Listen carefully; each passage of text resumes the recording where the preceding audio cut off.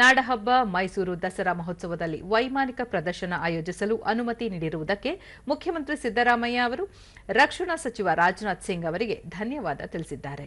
ಈ ಸಂಬಂಧ ಪತ್ರ ಬರೆದಿದ್ದು, ಮೈಸೂರು ದಸರಾಗೆ ತನ್ನದೇ ಆದ ಇತಿಹಾಸವಿದೆ. ನಾಡಹಬ್ಬ ದಸರಾ ನೋಡಲು ಲಕ್ಷಾಂತರ ಜನರು ಬರುತ್ತಾರೆ. ಶ್ರದ್ಧಾ ಭಕ್ತಿಗೆ ಸಾಕ್ಷಿಯಾದ ಮೈಸೂರು ದಸರಾದಲ್ಲಿ ಏರ್ ಶೋಗೆ ಅನುಮತಿ ನೀಡಿರುವುದಕ್ಕೆ ಧನ್ಯವಾದಗಳು ಎಂದು ಹೇಳಿದ್ದಾರೆ. ಅಲ್ಲದೆ ದಸರಾದಲ್ಲಿ ಪಾಲ್ಗೊಳ್ಳುವಂತೆ ರಾಜನಾಥ್ ಸಿಂಗ್ ಅವರನ್ನು ಆತ್ಮೀಯವಾಗಿ ಆಹ್ವಾನಿಸಿದ್ದಾರೆ.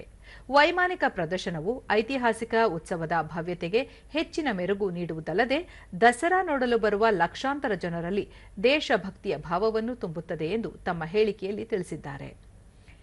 ತಾವು ಈ ಕಾರ್ಯಕ್ರಮದಲ್ಲಿ ಭಾಗಿಯಾದರೆ ಅದಕ್ಕಿಂತ ದೊಡ್ಡ ಗೌರವ ಮತ್ತೊಂದಿಲ್ಲ. ನಿಮ್ಮ ಉಪಸ್ಥಿತಿಯಲ್ಲಿ ಸಶಸ್ತ್ರ ಪಡೆಗಳ ಬಗ್ಗೆ ಹೊಂದಿರುವ ಗೌರವ ಮತ್ತು ಮೆಚ್ಚುಗೆಯನ್ನು ಮತ್ತಷ್ಟು ಬಲಪಡಿಸುತ್ತದೆ ಎಂದು ಹೇಳಿದ್ದಾರೆ. ದಸರಾದಲ್ಲಿ ಏರ್ ಶೋ ನಡೆಸಲು ಅನುಮತಿ ನೀಡುವಂತೆ ಕೋರಿ ಕಳೆದ ತಿಂಗಳು ರಾಜನಾಥ್ ಸಿಂಗ್ ಅವರನ್ನು ಖುದ್ದು ಭೇಟಿ ಮಾಡಿ ಸಿದ್ದರಾಮಯ್ಯ ಮನವಿ ಸಲ್ಲಿಸಿದ್ದರು.